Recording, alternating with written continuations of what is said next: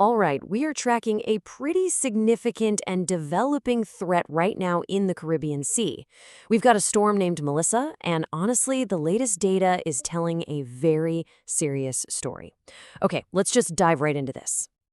This is a DGHradio.com news and information weather review.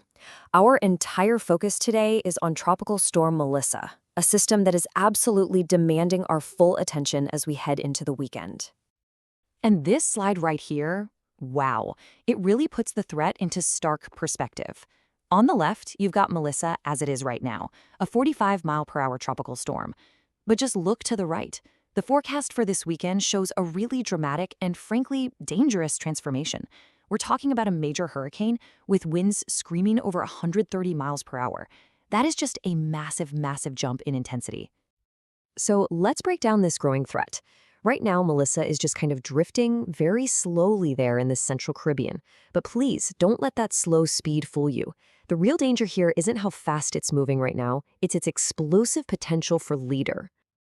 And because of that potential, official alerts are already up. Both Jamaica and southwestern Haiti are under a hurricane watch and a tropical storm warning. Now, here's the really crucial point. A full-fledged hurricane warning, and that means hurricane conditions are expected, might be required for Jamaica as early as tonight. That's a huge red flag, a clear signal that preparations to protect life and property have to be rushed to completion. For those islands that are directly in the path of this thing, this isn't just one storm. It's what we call a triple threat. We're talking about a really dangerous combination of relentless rain, destructive winds, and just the sheer amount of time this whole event is going to last. Okay, first up, the rain. We could see totals climbing all the way to 14 inches.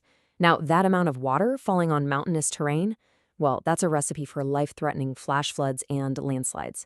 This is a huge water threat that you just cannot underestimate. Second, let's talk wind. By Saturday, the forecast is calling for sustained winds of 90 miles per hour. That officially makes Melissa a hurricane. And these are the kinds of winds that can cause major damage to homes, to infrastructure, and to the power grid. And third, there's the duration. Because Melissa is moving so slowly, these dangerous conditions won't just blow by in a few hours. No way. Jamaica and Haiti can expect to be battered by wind and rain for days. That's going to strain emergency resources and just compound the damage significantly. Okay, now let's look at the actual forecast data that's driving all these warnings. This is where we can really see the storm's projected evolution from, a manageable storm into a major hurricane.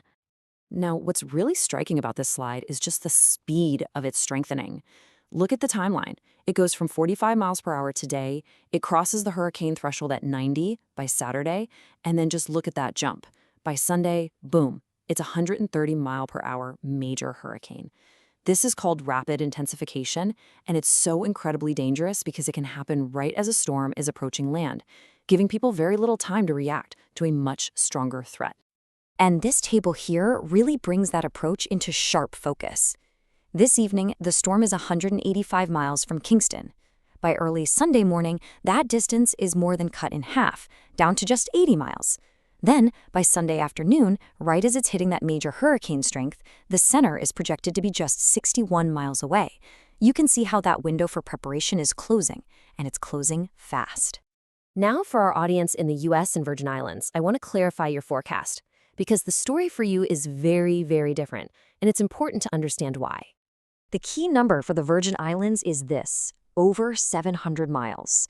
Throughout this entire forecast, Melissa is expected to stay more than 700 miles to your southwest. And that, everyone, is a vast and safe distance. So the official outlook definitely reflects that distance.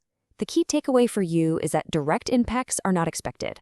But, it's always wise to stay informed by monitoring those official statements, because large swells from a storm this powerful can travel a very long way and still affect marine conditions. So, to wrap all this up, let's get right to the bottom line. Here is a quick summary of what you really need to know and do depending on where you are. For Jamaica, a dangerous, long-duration event is on its way. Preparations need to be finished up, right now. For southwestern Haiti, the single greatest threat is catastrophic flooding from days of relentless rain. Please take this seriously. And finally, for the Virgin Islands, no direct impacts, but just keep an eye on conditions if you're going to be on or near the water this weekend.